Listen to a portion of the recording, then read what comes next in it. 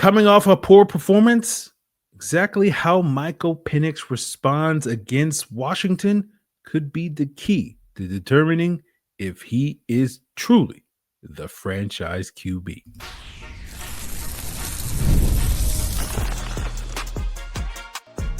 You are Locked On Falcons, your daily Atlanta Falcons podcast. Part of the Locked On Podcast Network, your team every day. Welcome back, everyone, to another illustrious episode of the Locked On Falcons podcast, your daily Atlanta Falcons podcast, part of the Locked On Podcast Network. And today we are talking all about how the Falcons can get back on track because their upcoming Week 4 opponent against the Washington Commanders. Of course, I'm joined by Jarvis Davis of Locked On Sports Atlanta. And if you don't know who I am, I'm your humble host, Aaron Freeman, aka Mr. AKA, and I thank each and every one of you that is here with us to preview this upcoming Week 4 matchup. That is an everydayer of this podcast. That means you make this podcast your first listen each and every day. And of course, to become an everydayer, all you have to do is subscribe or follow for free on YouTube or wherever you listen to podcasts to get the latest episode as soon as it is available. So, Jarvis, let's talk about the Falcons, how they get back on track against Washington, particularly with the offense, given their very poor performance in Week 3 against Carolina, where they were shut out. What needs to be done for this offense to put forth a winning performance in Week 4? Get the ball to 7. Bijan Robinson is a good start. And, we talked about this on the Falcon squad a little bit earlier in the week. I think for me, Michael Penix has to have one of those games. And then what I also said on the show was I think that a performance like he had the last time the Falcons were in Mercedes-Benz Stadium against the Tampa Bay Buccaneers would suffice, because that type of play is what I expect of Michael Penix Jr. And I think that this is one of those times where this is like the first time we've seen him just go out there and just stick it up. And I think people were shocked. I think people were questioning whether or not he can play football for some strange reason, and I think that, Ejiro Evero kind of opened up Pandora's box. Like, okay, what can you do with that 3D zone? Or what can you do in a matchup zone? Like, can you read that underneath and pick those and layer the football over the linebacker's head in front of the safety and to Kyle Pitts because he's streaking down the seam, right? So I think this is one of those things where I'm looking at, sure, number 7, get him the ball. That makes it, that's the easiest way you can get this thing back on track. However, I do feel that Michael Penix Jr. is the key in this particular game because of how this offense stunk it up last week, because of how he stunk it up last week, because of we're not used to seeing him stink it up like that to that level. So yeah, I think this game is pretty much on the quarterback to man this offense and be able to take advantage, take some shots, man, and get the ball down the field somehow and get some completions and get some explosives. Because once you get that first one out the way, I feel like this offense is going to roll because defense coordinator is going to have to adjust. Like if you're running the football, having success running the football, and you mess around and connect deep with Darnell Mooney or you hit that deep dig going across the field to Drake London, yeah, man, that's going to open up this offense, and it's going to put them in a situation to where they could have some success and potentially win this game. Yeah, I think you're right on it. It does feel like to me one of the big differences in why Penix has struggled to start this season compared to how he finished last season. And again, we could debate it all day, and I'm sure it will be an ongoing conversation here on the podcast all season long. Sure. But it did feel like last year he came in late in the season with that sense of urgency, trying to be that spark, that catalyst to get the Falcons over the hump to make the playoffs. And it feels like this year he's being a little bit more conservative, playing within the system. That's led to a lot of checkdowns. He's not being as aggressive, pushing the ball down the field. Some of that may be simply, being a rookie last year and like he didn't know, like, why can't I make this throw down the field, down the seam into this tight window? And then, of course, going through the process of having a full offseason and trying to, be a better game manager and not put the ball in harm's way and live to play another down, that sort of thing. And now you couple that with the Falcons special teams issues that have sprung up too often. And we'll see if my guy Ben Sauls from Pitt can solve that problem or our guy John Parker Romo bounces back and looks like he did against Minnesota as opposed to what he did against Carolina. But now that once you get in the scoring position, once you get past the 50, you can't count on getting 3 points like the Falcons used to be able to do once upon a time. Yeah. And so now you kind of need Penix, I think, to kind of play with a little bit more of that aggressiveness. And, that does potentially open up the door for more mistakes, right? Sure. So it's kind of a give and take, but you kind of need that spark, and it'll be fascinating to see how Penix bounces back from a poor performance like we saw last week. I remember that was a big thing with Matt Ryan, and we didn't quite see it with Kirk, obviously, by the end, but certainly one of the things that I know Luke Braun talked to me about, the host of Locked On Vikings, was like, Kirk, because he's so chaotic, like Kirk could have a terrible game and then he'll follow it up with an incredible game. And so it's just like, you never know what you're going to get with Kirk, but with Matt Ryan, at least, he would have a handful of bad games a year, but you consistently knew over time that when Matt Ryan would have a bad performance, he would bounce back the next week. And I'm wondering if we're going to get that from Michael Penix.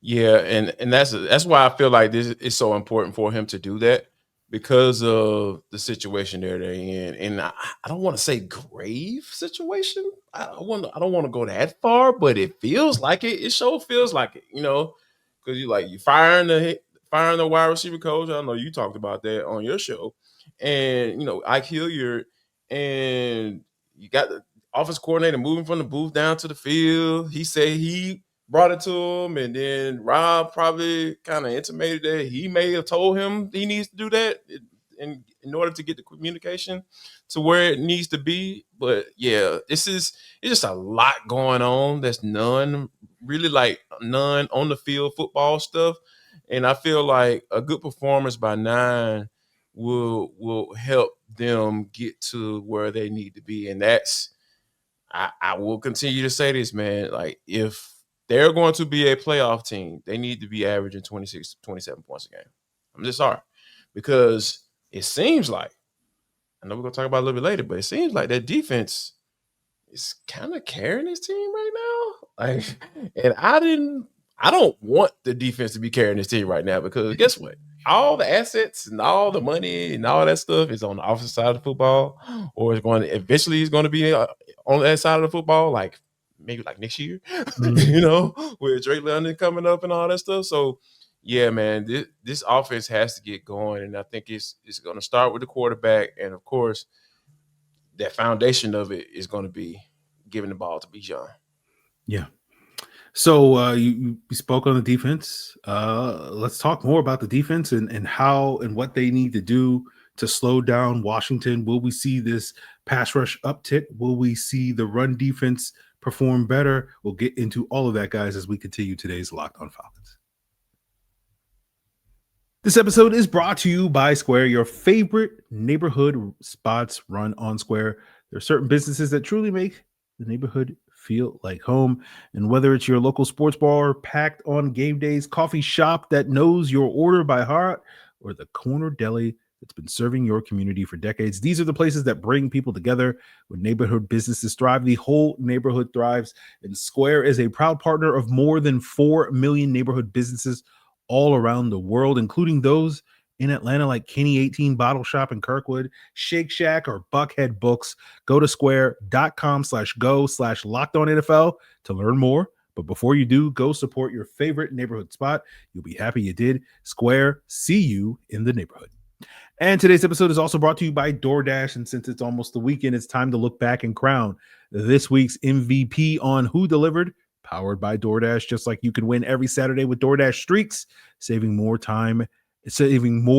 money every time you order. These players delivered when it mattered most. So let's break it down. Well, no one really delivered for the Falcons last week against Carolina. So let's do a preemptive delivery. Just like how on DoorDash, you can go and say, I don't need my order now. I can get it a few hours from now.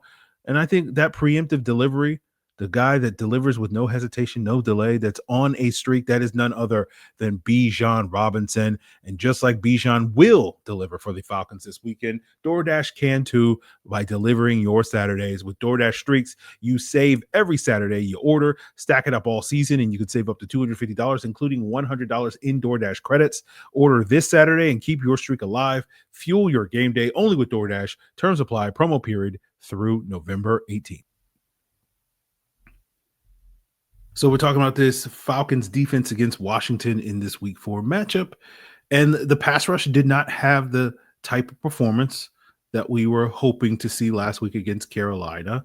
Coming off of a 6-sack performance in week 2 against the Vikings, we kind of expected it to, bounce back, swing back down, the pendulum swing the other way.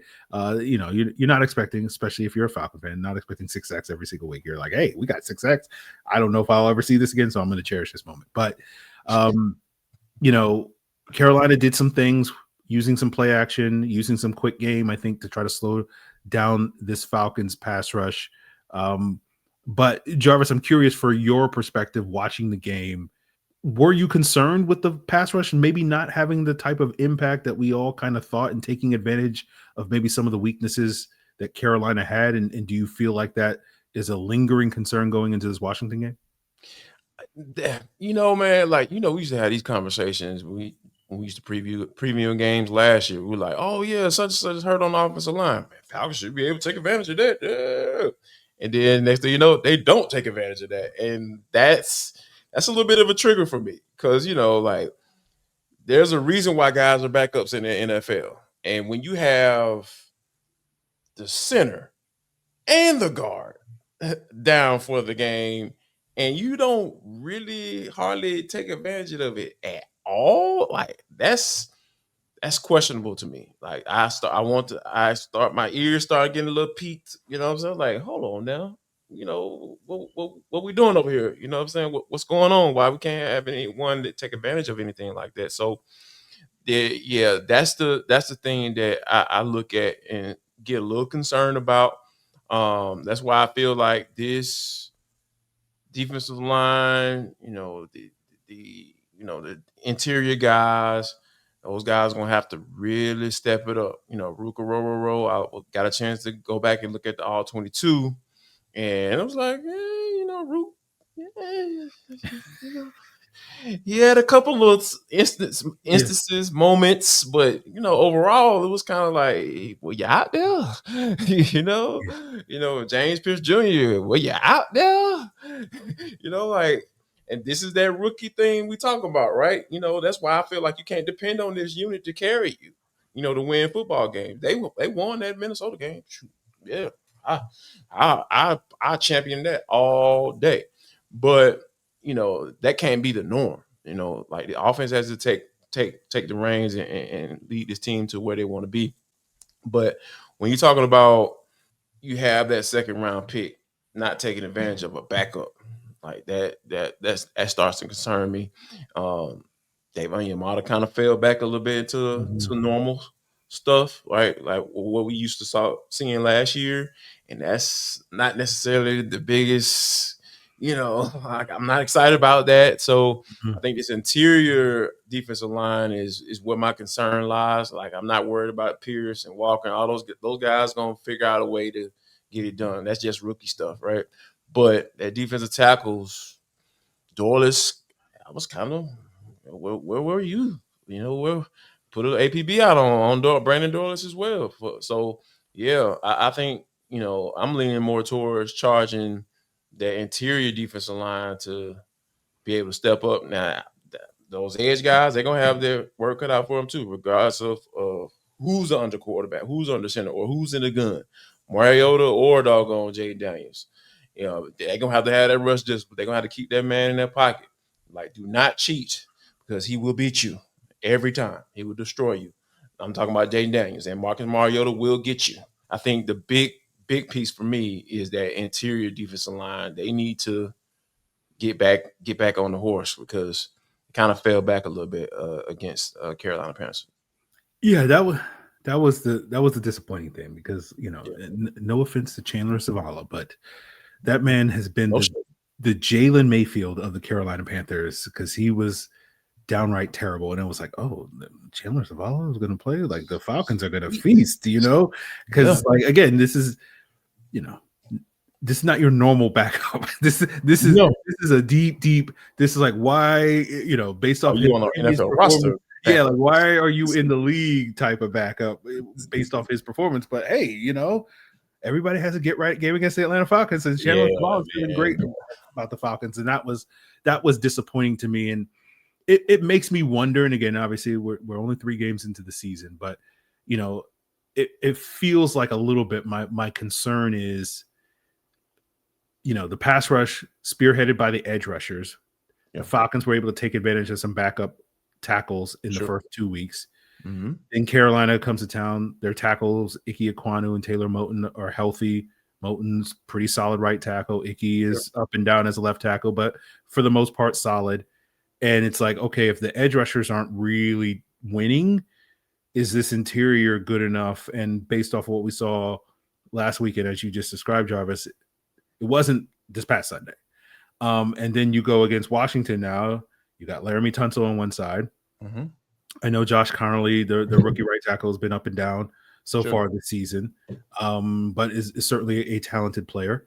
And so I wonder, again, is this a game where the edges might be a little quieter than they have been the first couple of games? And then does that, again, put the pressure on the interior guys to sort of win in that regard? And then you throw in, as you mentioned, the mobile quarterback aspect and the thing that you've been harping on, where you've had much lesser athletes like Baker Mayfield and Bryce Young and JJ McCarthy being able to break contain fairly easily in these first 3 games. Jaden Daniels is a whole different beast. Marcus Mariota, despite all the shade that this podcast listenership is going to throw at him, yes. Is can get you. He will absolutely burn you if you give him some space. Mm-hmm. And so it's one of those things where it's like, this group has to be better, I think. And it starts up front because, again, I don't know if we're going to get AJ Terrell back this week. Doesn't sound like Terry McLaurin's going to play. So that's, you know, sleeping a little bit easier. Yeah. A little bit. Yeah. Scary Terry's not going to be out there. You know, you know, Deebo Samuel, we'll see what he's up to, but like, it's just one of those things where you're going to need this defense because we don't know what the offense is going to be. As you said, like, I don't want the defense to kind of lead the way, but we kind of need them for one more game to kind of lock it down until the offense figures out whatever the offense is doing, right? Sure. Yeah. And I think that, you know, that's the whole Cliff Kingsbury piece, I think, too, because, you know, like Cliff Kingsbury, looked, people were having some very interesting conversations about Cliff Kingsbury last year of what he did in year 1 with Jaden Daniels. And I am real big on stopping narratives. You know, the Falcons stopped the JJ McCarthy train, right? Mm-hmm. Like, ain't nobody even talking about JJ McCarthy anymore. You know, I know he's hurt, but people were like, oh, can he play quarterback in the NFL? Like, that's another one of those games for me here. Like, oh, should Cliff Kingsbury be a head coach? You know, I don't want to hear that. That makes my ears bleed. Like, you know, because people seem to have forgotten that Cliff Kingsbury was an awful head coach. Awful. Like, we talking about toxic situations, you know what I'm saying? Like, we were talking about off air before we got started, you know, with Hugh Freeze. Hugh Jackson was the head coach for the Cleveland Browns. We saw that. That was a toxic situation. Fire the coach. Get him out of there because they don't respect him. So, if they don't respect him, get him out of there. I don't need people watching this game when it's 4:05. We get ready to crank up this doggone Falcon Squad show after the game. And all we hear people tweeting out, man, Cliff Kingsbury, woo. Marcus Mariota, man, fired him up. 3 touchdowns, 300 yards. Shoot, Cliff Kingsbury, the quarterback whisperer again out of nowhere. So, yeah, this is a big time stop the narrative game, in my humble opinion, because I don't want the Falcons need to continue to get better on defense.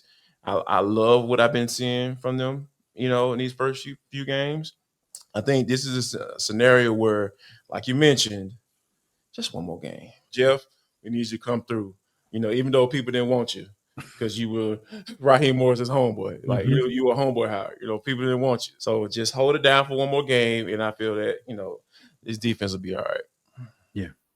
I just think it's funny what you said about Cliff Kingsbury because I was talking to a Falcon fan the other day that was being like, Falcons make a change from Raheem Morris. Cliff Kingsbury's out there, and I was like, don't start with this. Don't you start with this. No. So, are you serious? I'm just gonna clip this, Jarvis, that if stuff happens several months from now, Cliff Kingsbury, bro. I'm here I for probably shouldn't say this because if I say this, it's probably going to happen. But I'm gonna say it anyway. If the Falcons hire Cliff Kingsbury, I'm going to ask for a transfer to cover another team. No, I'm asking for a transfer, bro. Like, there's no way. I didn't want to say this, man. Why am I saying this? Because it's going to happen. I promise you, if I would have finished my statement, it's going to happen. Oh, boy. I'm going to hold off on that. Okay. But just know that I would not be excited about Cliff Kingsbury as the head coach of this team. Right. I understand. I'm just at this point, Jarvis, as I've told people before, like if the Falcons continue to disappoint me, I'm just here for the content. That's all I'm here for. I just like Jarvis doing a live show, reacting to the Cliff Kingsbury hire on January 25th or whatever. Oh, I'm just here for the content at this point. Jarvis. And I hope it happens at a random time. So it's like they announce it on a Friday at like 11 o'clock. And I was like, hey, Aaron, I don't know what you're doing right now, but look, bro, we need to do a show. We need to do a show right now. Please. I'm clipping all this just to have in my back pocket so that we start that show with what you said about Cliff Kingsbury. Like, Jarvis, respond. Okay. So that again, we're here for the content at this point. Yes. But yes. Speaking of possible coaching changes, the Falcons made a significant coaching change this week with the firing of Ike Hilliard. And they're also taking Zach Robinson out of the booth. And we'll figure out, is this going to be the thing that solves their offensive issues? And we'll break that down as we wrap up today's Locked On Falcons. And today's episode is also brought to you by Mazda. Mazda crafts the cars for those who do more than just simply move. From footwork to breath work, we know that athletes sweat all in every detail. Mazda is going to bring that same intention with how we craft every model of Mazda car, and you can feel that Japanese craftsmanship in every detail, from the metallic accents to the Napa available leather upholstery, and you can make everyday drives feel like anything but, with the smooth handling to intuitive controls in every Mazda vehicle, and with all-wheel drive standard in every crossover SUV, you can drive with confidence through almost any season. So like our players this season, we sweat every detail, because when you make every move count, impossible becomes irrelevant. Mazda, move and be moved. So Jarvis, Falcons are reshuffling the deck. A lot of people are wondering, as we discussed on the Falcon Squad show on Thursday, is this Raheem Morris in panic mode with, the Falcons coming off a bad loss, and heads are already beginning to roll. Ike Hilliard, the Falcons wide receiver coach, fired after an outstanding job with that group a year ago. As we discussed on Falcon Squad, I think a big part of why the Falcons offense is struggling this year as opposed to last year is because the wide receivers haven't played as well. We went in depth into all the various reasons why that is, and I don't know how many of those reasons have anything to do with Ike Hilliard, but we'll get your thoughts on that, as well as, Zach Robinson moving down from the booth to the sideline to make play calls moving forward, and with the expectation that that will help, speed up the procedural issues that have kind of plagued the Falcons these first couple of weeks. Do you feel like these coaching changes are exactly what the doctor ordered, or is this potentially Raheem Morris and company kind of flailing about trying to just kind of throw stuff at a wall and hoping something sticks?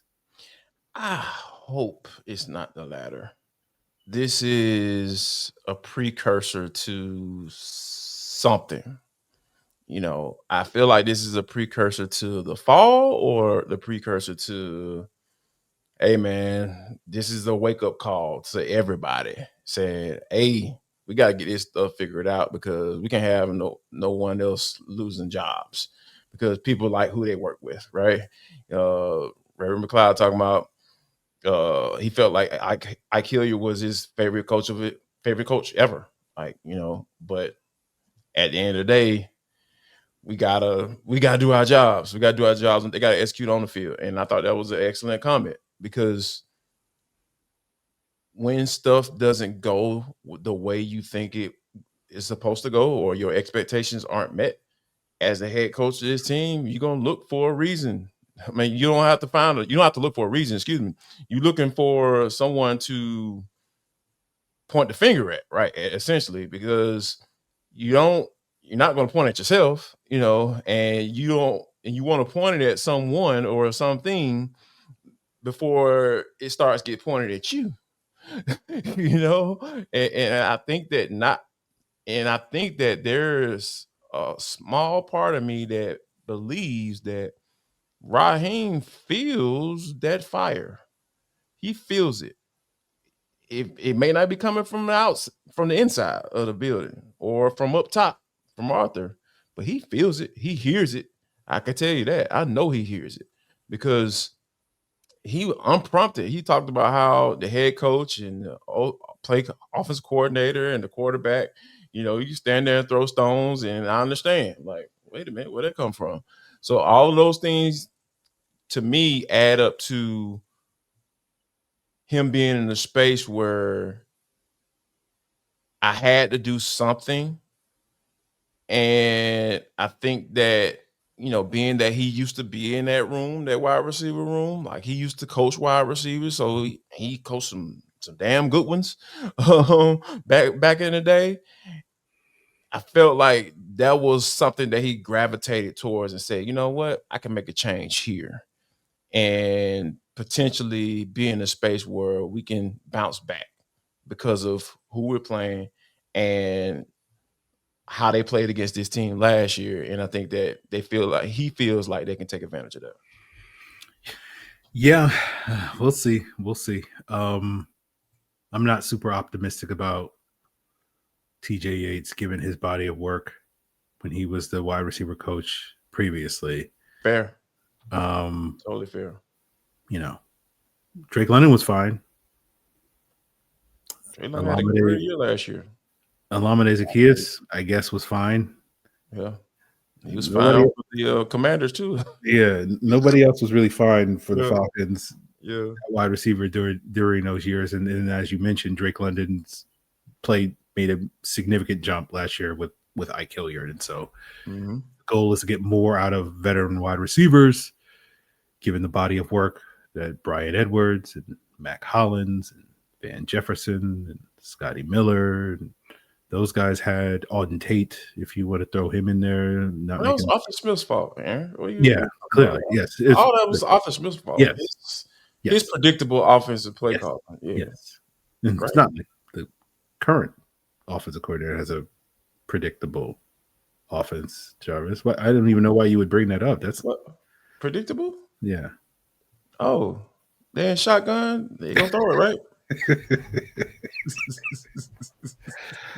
Shout out to Dan Orlovsky. This man has conned everybody into thinking that the pistol is the root cause of all offenses. And Dan Orlovsky does good work, but yes, he does. He does, but that wasn't his best work.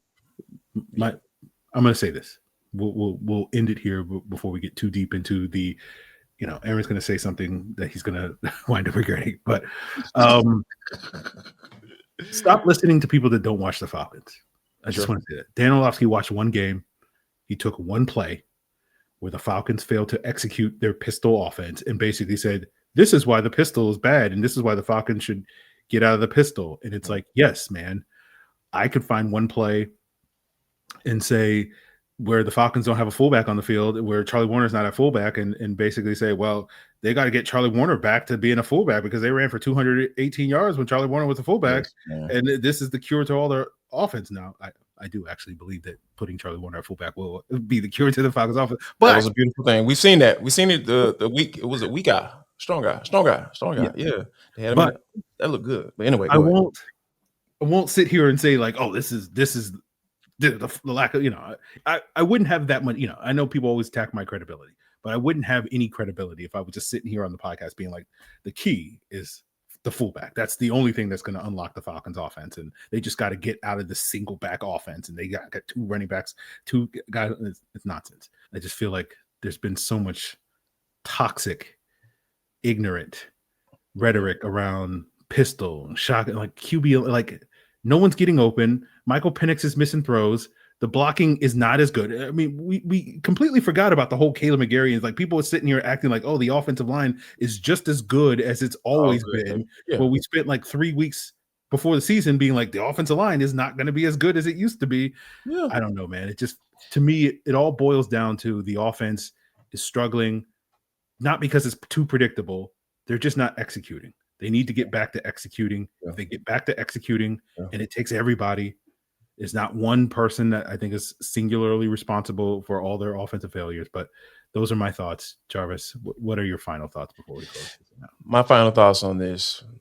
I'm like you, Dan. I appreciate what Dan Orlovsky does for ESPN. I think he, explains things from a quarterback perspective that a lot of people can't really accomplish, and for it to make sense to the layman and someone who is pretty confident in my knowledge of the game, having played it.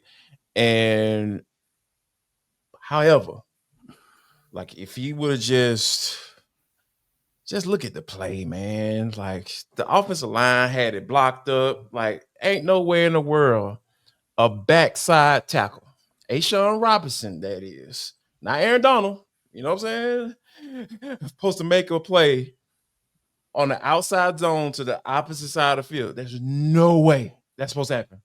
I promise you that there's no way it's supposed to happen. So if you want to point out what went wrong on that particular play, it wasn't because of the formation they were in.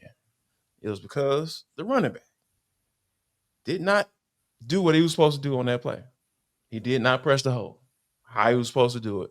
That's high zone. If you don't press and make people make a decision on the other side of the football, it's not going to work because the backside guard got up to the next level, got his man. That backside tackle, Jake Matthews, who's not the best run blocker in the world, got his man. He got on A'Shawn, but the running back was where he was supposed to be. And Jake looking back like, oh, snap, like you still in the backfield. They're not used to that. So, yeah, Dan, I appreciate you for what you do, brother. You know what I'm saying? But you were wrong on that, my friend. Sorry. Just saying. Respectfully. Yeah. There you go. Yeah. So continue to watch Locked On Falcons to hear more shade on various national football media members that are clueless about the Atlanta Falcons, who watch one game and think, they are experts. Listen to us. We watch the team every day. We cover this team every single day. You know what I'm saying? Like, unfortunately, we just say that saying for no reason. Your team every day. Like we actually do this every day. Yeah. So listen to us. Yes, give us a benefit of the doubt at least. The local experts. Yes, no doubt. Yeah. All right, and if you want to learn more about the Washington Commanders. You know who's really good at covering the Washington Commanders? David Harrison. With the Locked On Commanders. So continue to make your local Locked On podcast shows your first, second, third, fourth, fifth listens to get the best analysis and expertise on whatever team you're into, whether it's football, baseball, basketball, hockey, college, etc. Tennis, I don't even know. Golf, I don't know. We're expanding. So it's all there for you. It's all part of the Locked On Podcast Network, your team every day.